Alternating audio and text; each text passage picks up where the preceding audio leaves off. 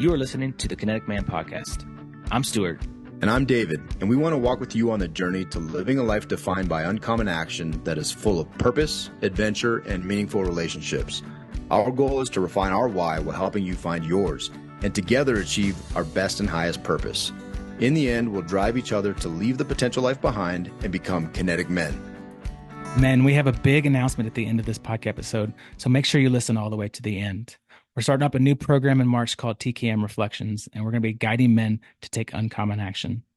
If you don't want to wait till the end, you can go to thekineticman.com/sign-up, thekineticman.com/sign-up, and go fight on your own right now.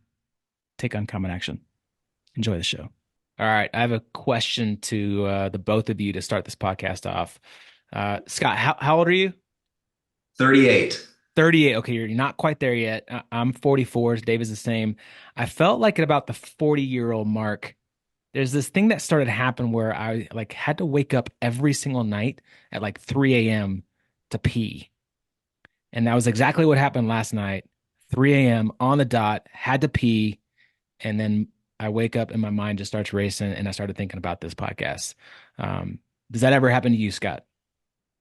That you woke up at 3 a.m. and thought about me while you're peeing? That's exactly where I was going, Scott. He's habit stacking, dude. He's habit stacking. So in the morning, he wakes awesome. up to pee, and then his habit stack is to think about Scott. Right. And then whatever Perfect. happens, Happens to me all the time. I can't stop thinking about you guys in the middle of the night either. Thank you. Thank you. It's a good way to start this podcast. It's a great way. Yeah. That's an original way. We've never done that before. So hopefully our listeners, our listeners and yours, Scott, that this is how we introduce ourselves. This is how we introduce ourselves. I am similar to you though. If I get up, because we got 4 little kiddos. If I get up, if there's a baby crying or something and it's post 3 a.m, I've just learned, looks like my day starts. I'm up and running. Yep. Stack it, go. My brain starts running, man. Work out, read, think, pray, meditate. Let's run. And maybe I'll take a nap at 2. We'll see. No, I typically crash at 7:30, 8 o'clock. That's what happens. So I expect myself to be in bed at 8 and crash. So there you go. Yeah. Well, Scott, hey man, I love your content. I love everything that you're doing, your mission. And let's just get into it, man. If you could just give us a little bit of background about who you are and what you do. Yeah. So we have a mission to help 50 million families be financially competent kids, right? I'm the leading expert in financial literacy. We've helped about 7 million families now in all of our companies, but mainly what we focus on is how do you help families thrive, right? We call it legacy. When you hear the word legacy, though, it's people get a little antsy, right? They think, oh, well, family legacy means the Trumps and the Rothschilds and the Vanderbilts, and I don't really care about all that junk because those people are all messed up, right? That's not what I'm talking about. What I'm talking about is having a last name that means something, and it's raising kids to blow by you in every way. So in values, mindsets, and faith, and skills, and financial competency, in impact in the world, the value they create. How do you get kids to blow by you and not go from rock star family generation, the next generation, is spoiled and entitled, and the next one's ruined, the strong men, good times, then you go weak men, bad times. How do you, break that cycle and really short stop it, So we've learned now over the last 10 years of meeting with families, we've found the strategies to do that. And so that's what I do for my life now is we created dinnertable.com and we help families learn how to do this in their home. And it impacts their marriage. It impacts their children. It impacts their extended family and friends. It impacts their business, their growth, their mindset, everything. So for me, it's like little ripples, dropping stones in the pond and let the ripples go all the way to the edge. And I love it, man. I'm obsessed over this because I have my own family and here we are. So we started, first company was called Apex. It became the largest school fundraising franchise in America. Started about 15 years ago to help my wife in her first grade class. And it ended up going to thousands and thousands, almost 10,000 schools now. We've got about 600 employees. We've raised almost $1 billion for schools. doing fun runs and teaching leadership and fitness and generosity. It was incredible growth. Well, I started to realize kids are not learning what I want them to learn in school, right? They're just not learning critical thinking and practical skills and financial competency. And it's not on the teachers. They're following Common Core. These teachers are angels. My wife was one, okay? So that's when we launched Gravy Stack. A bunch of things that led into Gravy Stack, which is now the world's best banking app for children and teenagers and college kids to really learn how to earn, learn how to manage money, learn how to invest. And it's all through like fun gigs and missions and challenges that they do to be able to automate really the learning that they need for a successful life. So that's Gravy Stack. And now Dinner Table is the training for families. So they're all kind of under one umbrella. But yeah, that's what I do, man. I help families thrive.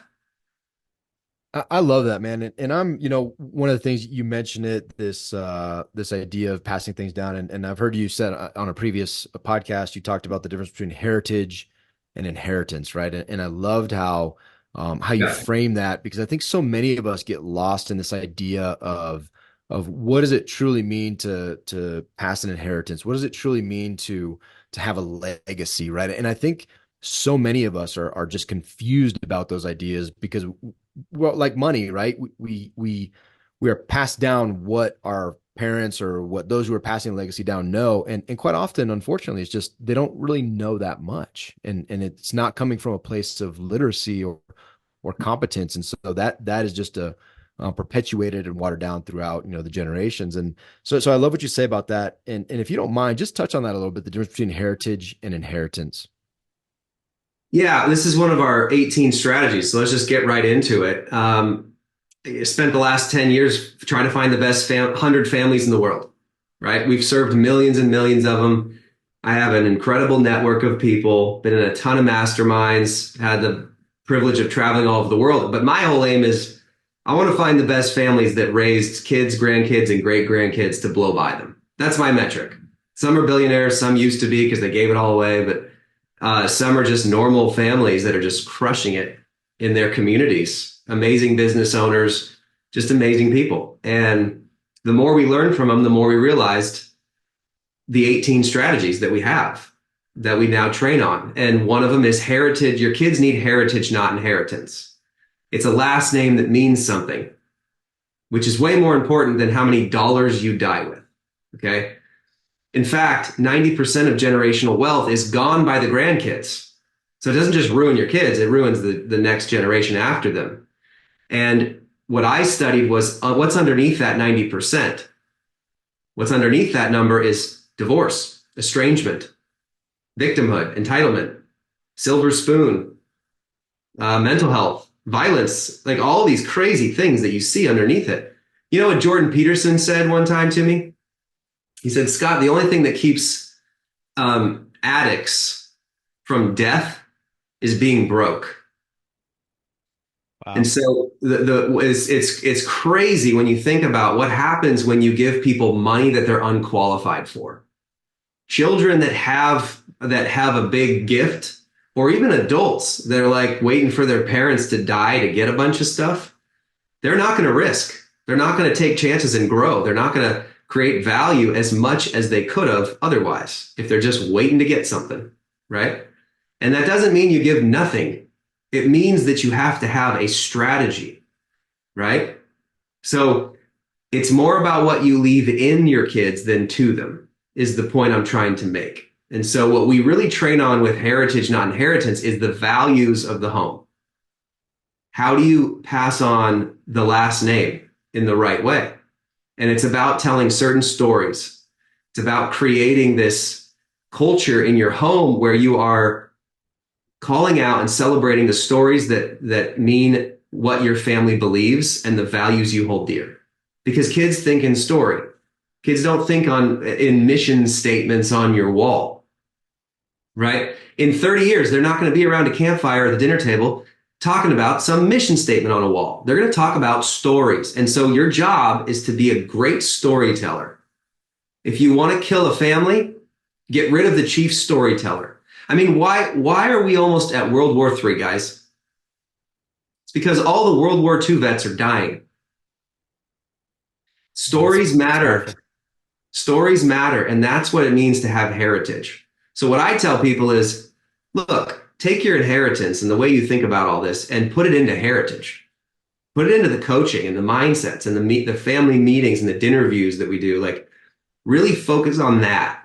Because once your kids are like, once you've paid for half of college and let them figure out the rest, or don't do college, do trade school and let them start crushing right away and not get propagandized. Like once you've covered that, you want them to take the baton and run. You do not want the bank of mom and dad open. Because if you think about inheritance, that just means that the bank of mom and dad is going to be open until you're dead. It's really what that is.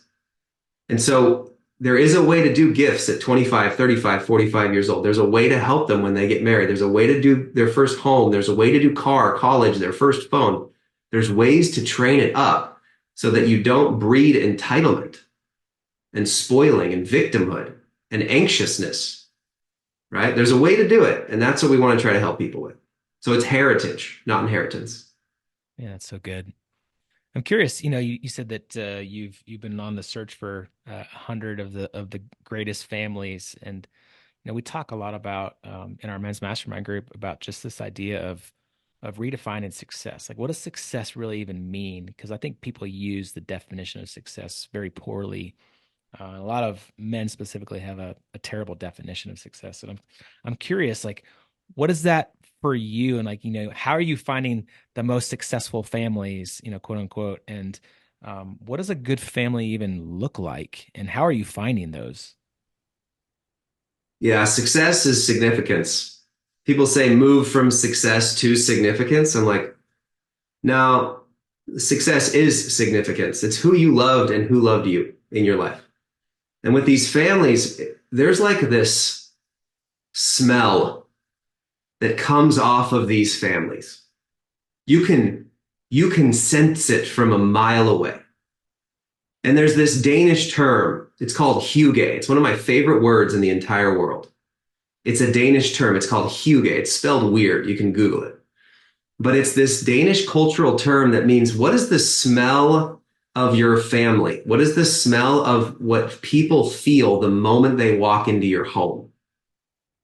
What is the scent of your hospitality, your generosity, your care, your love as a family? It's called hygge. It's a brilliant word. I wish we had something like that in English.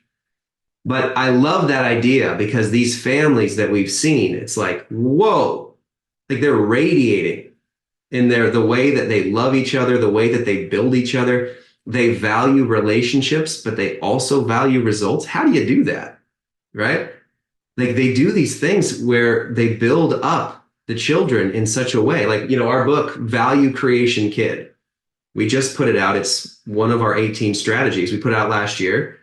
Very thankful. It's crushing. We're like number 2 or 3 on Wall Street Journal. But it's a roadmap for families to help kids create value everywhere they go. And if you do this stuff right, you have a value creation kid. You don't have an anxious kid or an entitled kid or a spoiled kid or a lazy victim kid. Like we know how to move them through those quadrants up to the upper right corner. And so it's just a smell.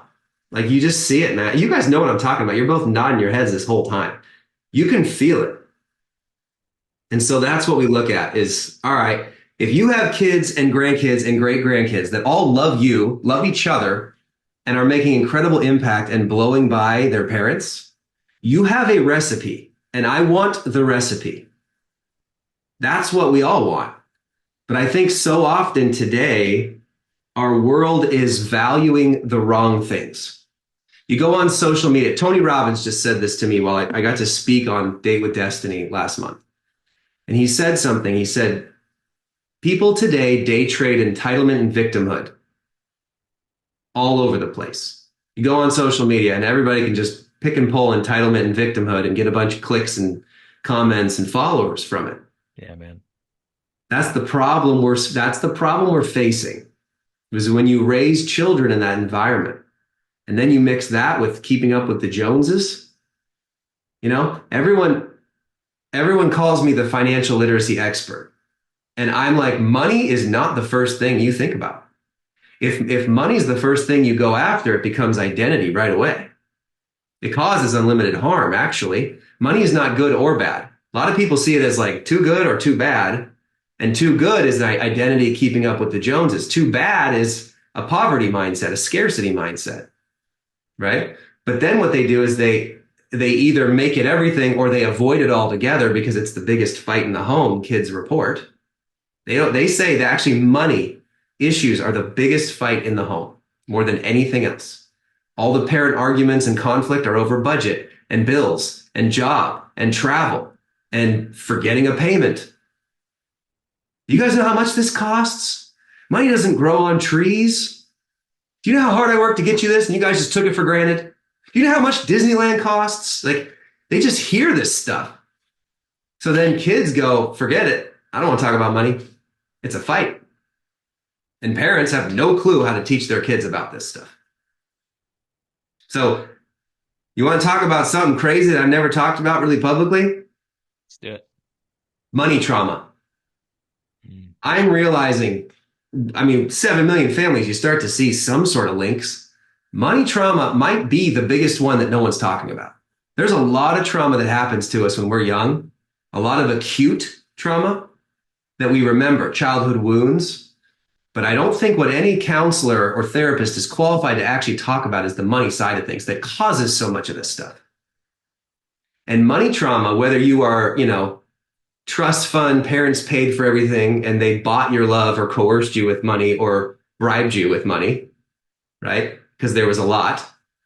Or you were barely getting by and money was like tight and everyone struggled. Both of those things cause an identity structure that impacts the rest of your life without you understanding it. It impacts how you raise your kids. And I think that money trauma is one of the toughest because it's the only trauma you work for the rest of your life. With every other kind of trauma, guess what? Escape, forgive, heal, move, let it go. That's what a lot of people do with trauma. Heal through it, forgive, let it go. With money, you wake up and you got to make it. You got to work for it for the rest of your life. So it's just one of these things that compounds. And so that's why this is so critical. Like, you've got to think through this with your children. You got to think through this as like, whoa, I didn't realize I just made that decision because of money and my identity around it. Happens every day. We don't realize it. Yeah, that's powerful. And one of the things we talk about quite a bit, in it's one of our key tenets in the Kinetic Man, is this idea of finances. And what you said is fascinating, because I think that the hopeful part of that is that there's something you can do about it, right? Like, there are things like, in our network, there are plenty of dudes who have intentionally done things like cap their income, for example, right? And because they've deeply thought about the things that are most important, where the money wants to go. And they no longer, I talked to a guy yesterday, but fascinating conversation. I'm like, hey, how's it going? He's like, dude, this is the best year I've ever had from a financial perspective, not counting investments, just the real estate transactions. He's like, I made more in 37 days than I've ever made in this amount, in a quarter, in 2 quarters of my life. And he said, and here's the thing that's crazy. And I loved it. He goes, because the conversations we're having, I realize I don't have to, I could potentially, if I want to, I could just take the rest of the year off and spend it with my family if I want to. Or I can do, different things. And the point was that he had not considered previously that he could just like cap his money, be completely in control of his finances and the level of effort he puts and where he puts it. And then, to your point, where it's going to go eventually as well, right? Like having a plan and being intentional. And I love what you said about fragrance. The first thing that popped in my head when you talked about, the smell, was when the Bible talks about the fragrance of Christians, the fragrance of faith, and using that very specific word to highlight that sense, that feeling you get. It's beyond auditory and visual. It's this fragrance. It's what you smell like. And I thank God that the scent of faith is not what comes out of Stu's office, because that's not, I don't know if that's like a faith thing, but but it's a beautiful word picture. And while you're talking, I gotta ask this. I think it's fascinating and it's interesting to me that almost always when I talk with folks about inheritance or this idea of finances, to get very intentional with it, right? To make it like you said, not good or bad.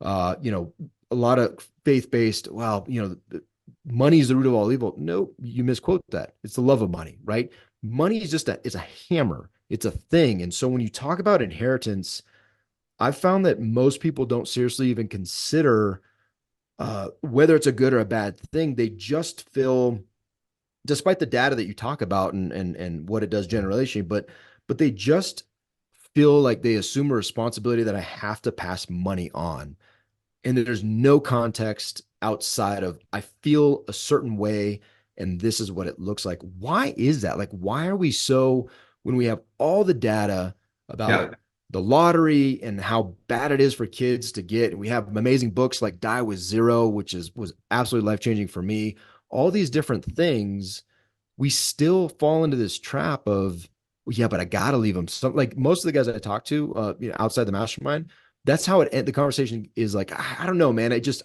have to leave them money. Like, wow, we've made no progress. Why is that? Money is security to a lot of people. You have an entire financial industry. Like, in fact, most of our licensees right now. So, because we're licensing the dinner table content. So, business owners can give it to their clients now for free. Give them the courses on family money skills. Give them the legacy workshops. They can just pick someone on their team and train up their clients and employees. We're licensing this. Churches are licensing this. Coaches are licensing this and turning it into a business, right? We have all of it automated for you to grow and become a family coach. Okay. What I'm seeing is the entire financial world is coming to us saying, no one ever told us any of this stuff. And our whole goal has been to secure, protect, and grow wealth for them because that's their security. That's their legacy. They literally have the word legacy there. And I'm like, that's not what I'm talking about when I talk about legacy. But I think money is security in a lot of people's minds. It's like, well, if I can just get them X amount of money to take care of them in these ways, they'll remember me in the right way and they'll be fine. Well, I was a theology major, by the way, back in college. I've studied the scriptures, man. I love Jesus. I don't pull any punches. And I could go on a tirade right now about all the things the Bible says that people misrepresent about money, like completely misrepresent. And some of them, I know you've never heard some of these. Like one of them, the idea of inheritance in the Bible is not the same word as it is today.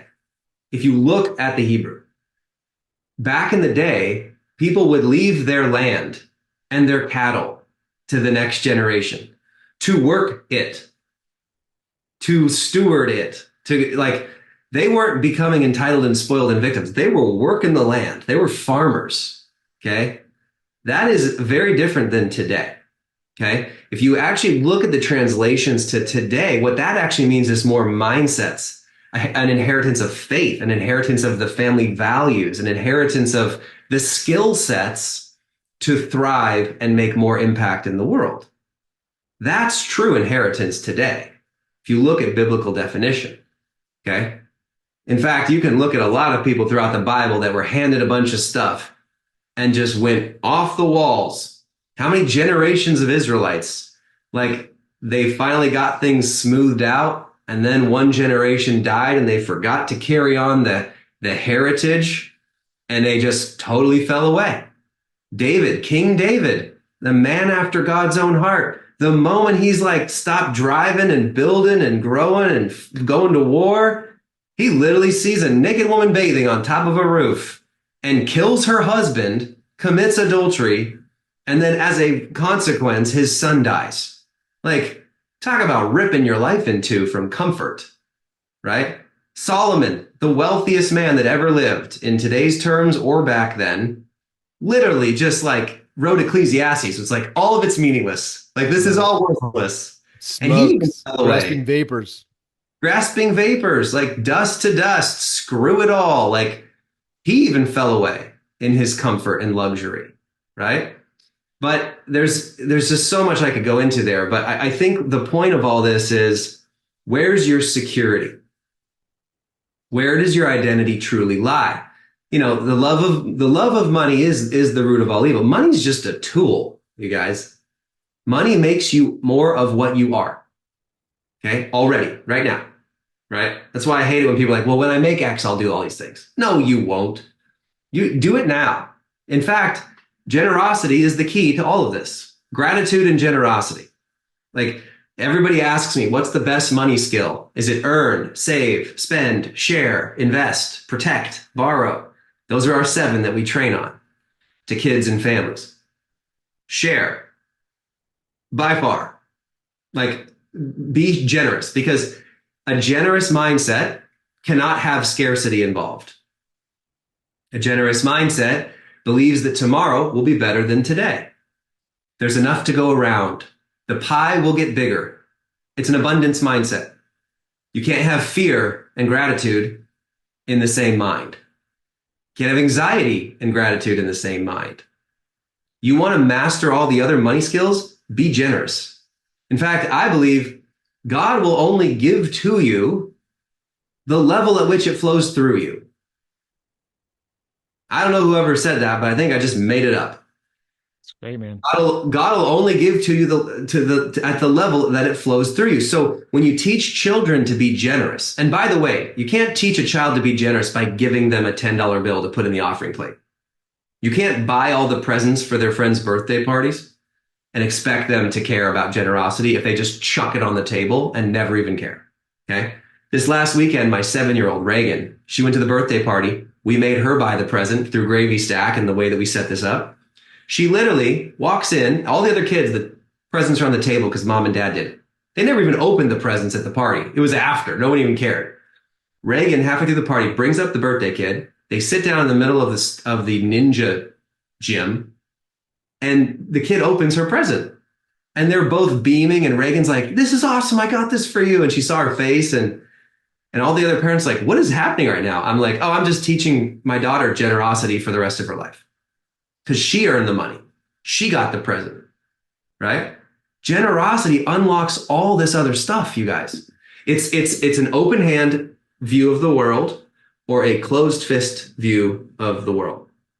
If all you think about is, I got to make sure my kids and grandkids have X amount of assets, you have a closed hand. The best families, almost 100% of these families that I've met and learned and sat with, and these are friends of ours now, they have charitable trusts as their focus. They have their 5 do's and don'ts of what they care about for stewarding God's resources. That's the point. And now they're able to have future generations give together, which binds them closely, keeps strong values and heritage, and gives them such a sweet smell as a family. It's that easy. It doesn't have to be 100% of it. Like, I'm not saying go crazy here. I know the riches are in the niches, and I'll say something really controversial that makes everybody like click and comment and blah, blah, blah. I'm not that guy. It's not everything, but it better be enough to where you feel it. You know, they asked C.S. Lewis, how much is enough to give? Like, how much should I give? How much is enough? Is it a tithe? Is it pre-tax? Is it post-tax? And he goes, until it hurts. Yeah, What a brilliant response. fantastic. Give until it hurts, man. God will only bless you to the level of which you are generous with his resources. That's the point. David Green, Hobby Lobby. He's a dear friend. His grandson, Derek, they're amazing. He's one of my good friends.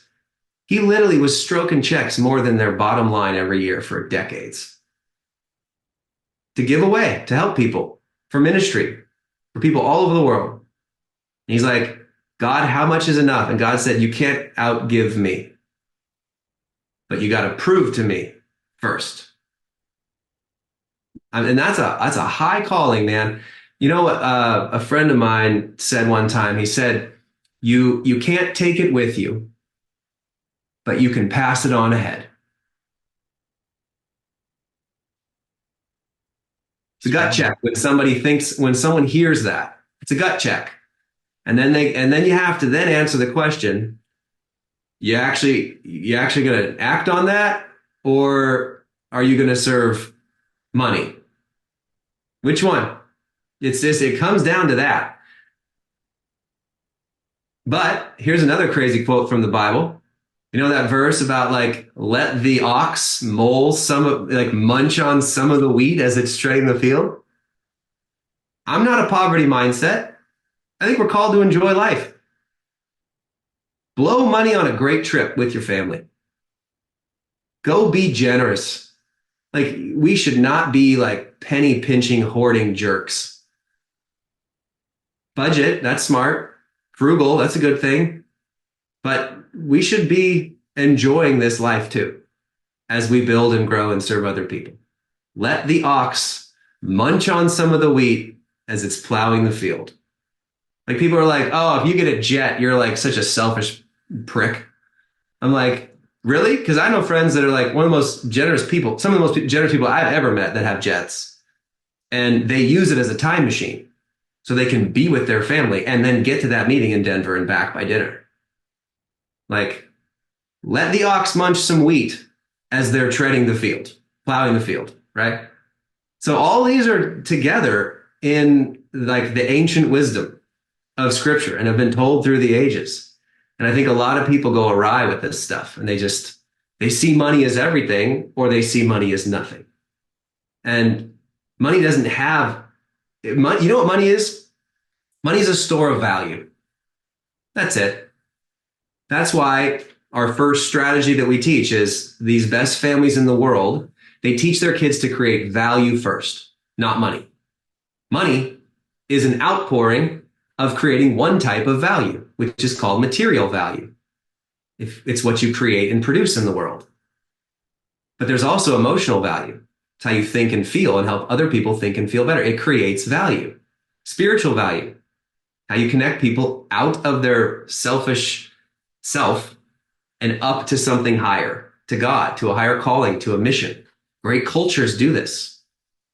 Spiritual value. There's lots of value that's created. And if we teach our kids to have a lens to look at the world by creating value first, everything is good from there. That's the best form of parenting you can ever have. Ask your kids every night before they go to bed, who'd you create value for today? That's a good question. It's the best question I've ever heard to ask kids, period. Who did you add value for today? And they just use those three lenses and they find out, oh yeah. And then they start looking for it on their own. You don't even have to babysit them. That's a life of success. It's good, man. Man, it's huge. I'm curious, you talk about creating a home economy, and I know Gravy Stack does that, but explain to our listeners what a home economy is and why is it so important to creating heritage and not inheritance? Yeah, so the home economy is, we learned this again from all the families. None of them did allowance. Mm. Allowance. What do you say? Allowance is socialism? Is that what you said? Allowance is socialism. Yeah, that was my first million view video. They got That's the so big many click. haters. I got so many haters, and then all the mama bears were like, he's right. Yeah, allowance causes codependency. And so this idea of allowance and chores, even, the idea of allowance and chores are 100-year-old thinking that really has never worked. Chores alone, I'll talk about in a second, because not all of them are bad, but a lot of the way that we set it up today is totally wrong. It doesn't prepare kids for the real world. But allowance is codependency. I mean, your kids, they do not need to learn how to spend your money, right? They will spend it or they'll hoard it, right? But if you just give them stuff for existing, it just creates more long-term codependency. But then if you say, well, I give my kids allowance for chores, your kids should never earn the same amount of money every week, period. Because it doesn't create value creation. You have to teach them this connection. And half those chores should never have money involved. You should never pay your kids to like make their bed, clean their room, dishes, trash, homework first. This is their role in the family. If you want to keep my last name, you're doing these things, right? And then the other half of chores needs to be an unending list of ways that they can earn, okay? and then they'll do it in the community, and then they'll do it with trading assets. We have these stages of earning that we teach. So you can't just do this like simple list that you have conflict over every week, and then most people still give an allowance, and then it doesn't teach them anything. And then the worst problem is when parents go, well, I don't do allowance. Don't worry, I'm good. But I just make my kids do all their chores like they're told.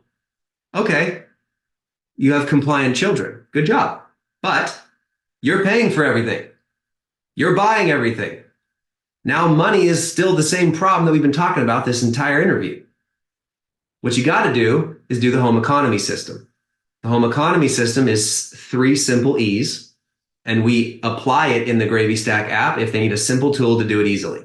Because most parents, they end up getting like a whiteboard or a Google sheet or a checklist or something on the fridge, and they do it for a couple months and they're like, okay, I'm tired. This is dumb. They run out of dollars and quarters and stuff.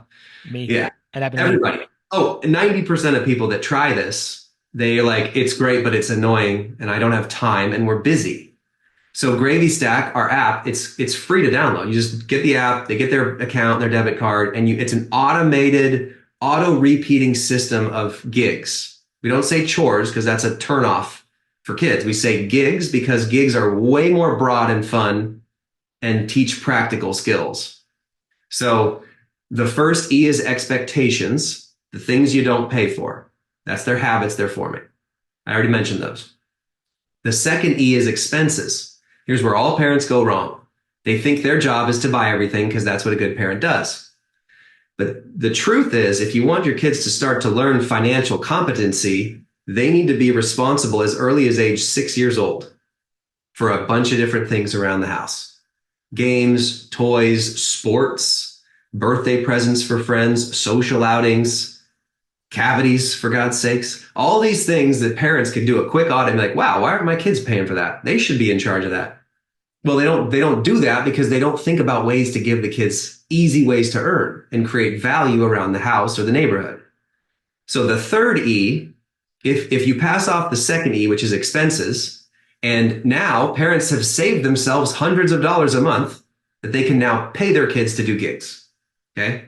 And gigs are not the expectations, they're the extra pay. That's the third E, extra pay opportunities. So these gigs are a huge list of really fun things that they can do around the house or brain gigs to learn to use their brain to create value. And it teaches them all these capabilities for the real world. And so we have all this in a simple list, but it's like, sweep garage, make a meal, clean a bathroom, organize a closet, right? If you implement that system and then you add in brain gigs, which are like, hey, we're going to do a subscription hunt. 10-year-old, can you cancel all the subscriptions we didn't want or need that we were forgetting about? By the way, the average family that does that one game in Gravy Stack saves like $550 right away. Coupon hunts. Plan the next family trip on a budget. You want your kids to like save you $2,000 on the next trip? Have them plan it on a budget, and then they'll own it and love it and remember it for the rest of their life. There's like 100 of those things that we do. Hey, here's a podcast or a book or a YouTube.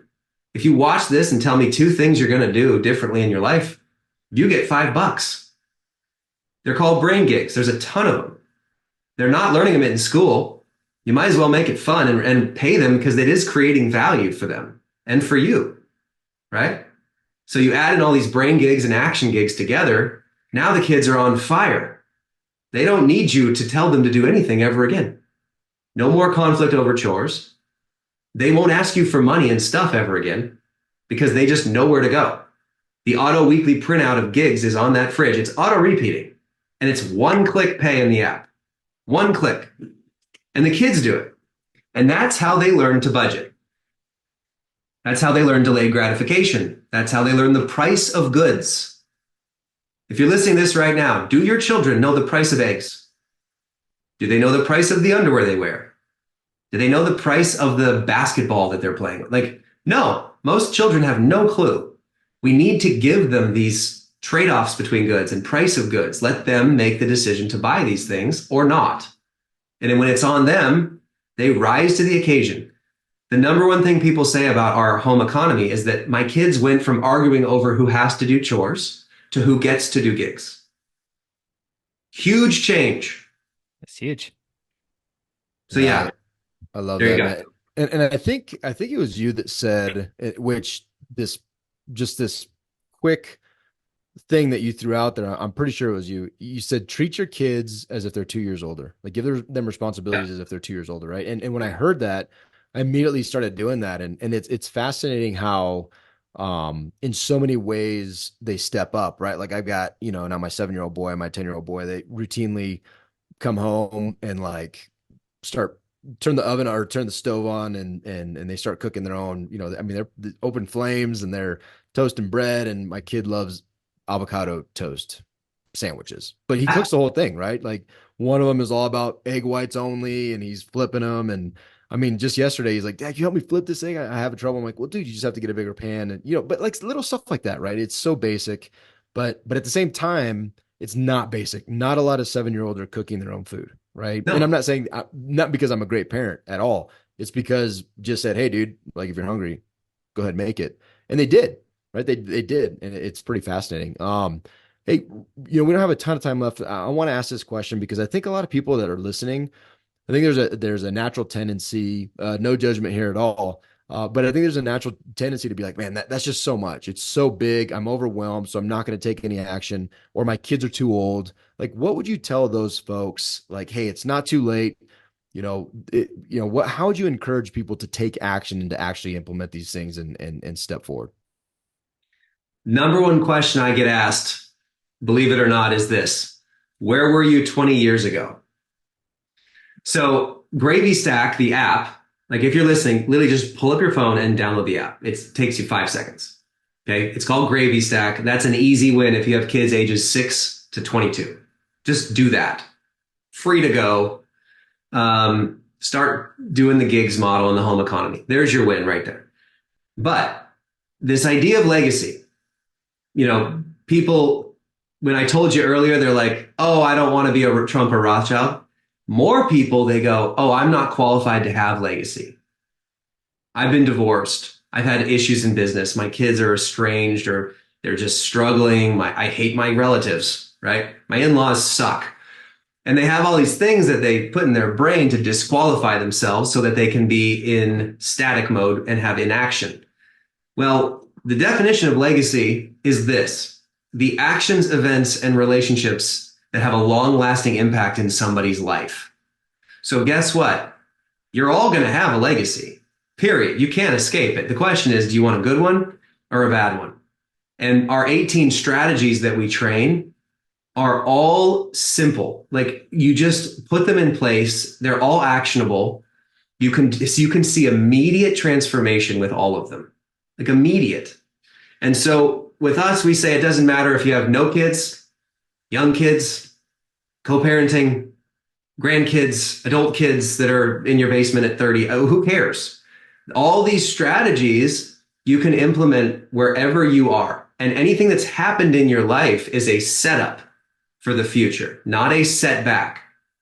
I truly believe that all that's happened to us in our life is a setup, not a setback. Like, this is why I love Jesus. He's the king of taking terrible, difficult things and transforming them into gold.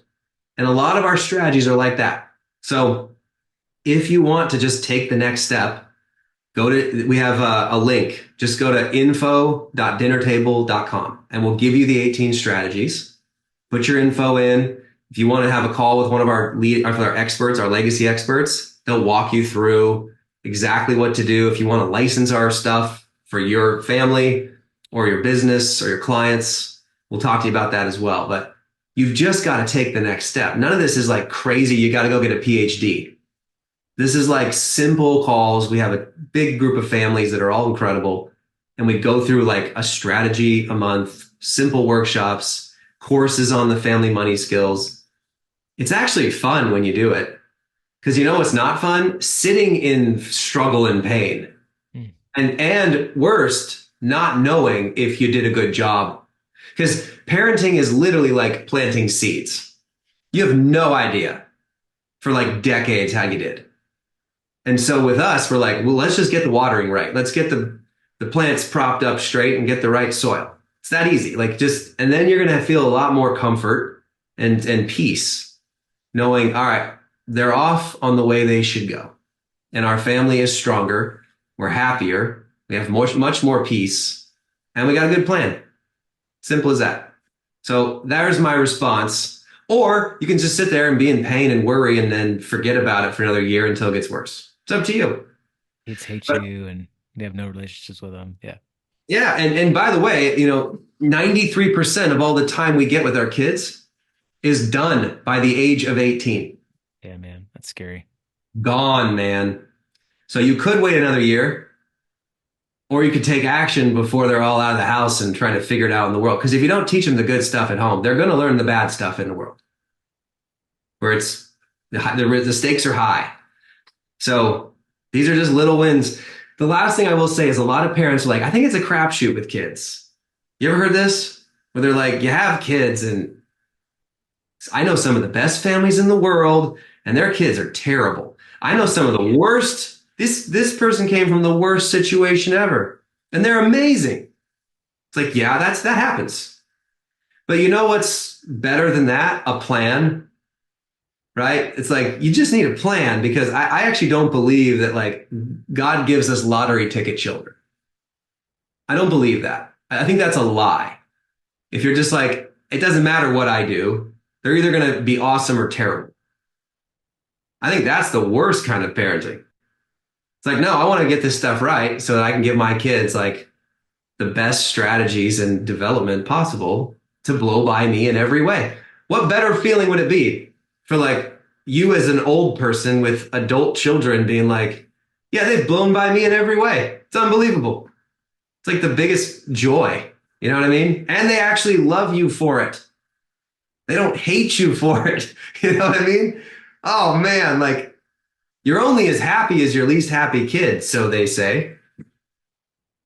So why David's not set it up to win, you know? David's already got the win. Like his kids have already blown by him like a long time ago. So he's good.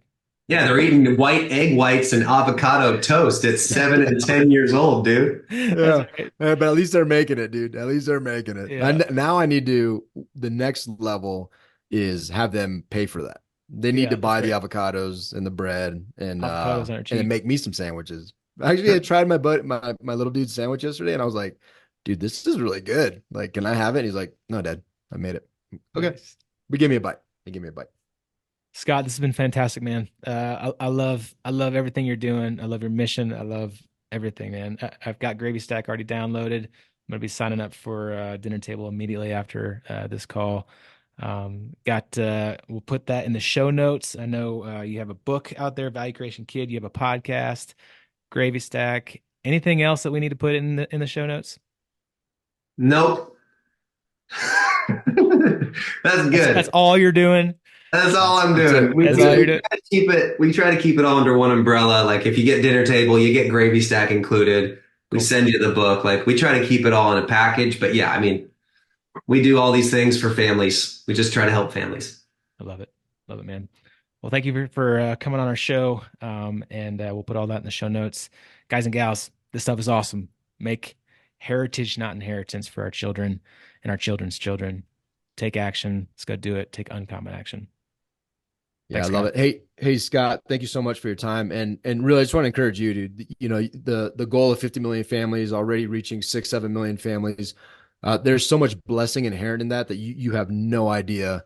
It's a scale that only God knows. And when you talk about passing it forward, that's just not inheritance. That's just not money. That's not monetary. That is influence. That is impact, and something that I fully believe you're going to be blessed beyond measure, and God is going to you're going to be able to hear, hey, job well done, my good and faithful servant, right? And that's the goal.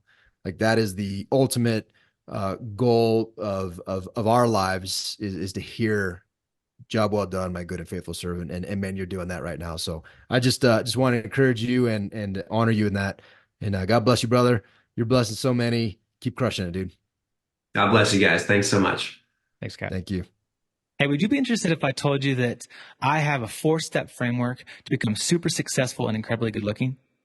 If so, grab a pen and take some notes, because here we go. Step 1, define what success looks like to you in your life, and the most important aspects that you say are a priority. Not someone else's definition, but your own definition. From that, create a vision that breaks it down into daily action steps. Step 2, take action. Turn those steps into habits, track them, and know that there'll be challenges along your journey. Step 3, surround yourself with like-minded people that will hold you accountable to what you said you wanted to do, and know that they'll also be there to lift you up when it gets hard. Step 4, live in those newly created habits to form you into the type of person that you want to become through calendar level type change. We call it getting real at TKM. We reflect, we execute, we account, and we live. And we've discovered that you can accomplish anything with that framework. And that's exactly what the Kinetic Man is all about. We take uncommon action to live with no regrets and say yes to our best life. Now, most of this gets done inside our high-level mastermind that meets every week. But we've had great feedback, and we decided to start a new program called TKM Reflections, guiding men to take uncommon action. We're starting it in March, and we're going to meet once a month to guide you through redefining success in 9 critical aspects of your life, which we call the Kinetic Life Circle. You'll be asked some really hard questions. You'll be surrounded by like-minded warriors, and you'll walk away with a new definition of success and an action plan to live a life without regret. And here's what you get. You'll get video recordings to build your foundation. You'll come away with a new identity, core values, and a purpose. You'll have monthly live and recorded 1-hour video calls with the TKM staff. You'll get a downloadable copy of the Kinetic Life Plan, which is 50 plus pages of incredible content. And you'll get a community of men that you'll know fully and will call brother. And we're adding on some bonuses that normally only the mastermind members get. You'll get access to 4 monthly level up videos from our podcast guests. You'll get access to the quarterly investor pitch day, which is incredible. And you'll get access to our annual private retreat here in Colorado that's only for members. So you might be asking, who's this for? And I'll honestly say that it's for every man that's ready to step it up and live a life without regret. It's for the man who wants to redefine success and say yes to his best life. So now is the opportunity. Jump on this. Go to thekineticman.com/sign up. Again, thekineticman.com/sign up. Go take uncommon action. We'll see you there. Thank you for listening to the Kinetic Man podcast. If you are growth-minded, community-focused, and willing to take uncommon action to redefine success and live an abundant life, visit our website at www.thekineticman.com to see all the ways we can connect. And on our website, you can find more information on everything we're doing, like joining our meetup page to get the details on our webinars and our local Thursday gatherings here in Colorado. From our site, you can also find more information on and sign up for the next Kinetic Man retreat and the next house of our mastermind group. Finally, we always appreciate your love and support. Please share this episode and go rate us on your favorite podcast player of choice. Thank you again. Now go take uncommon action.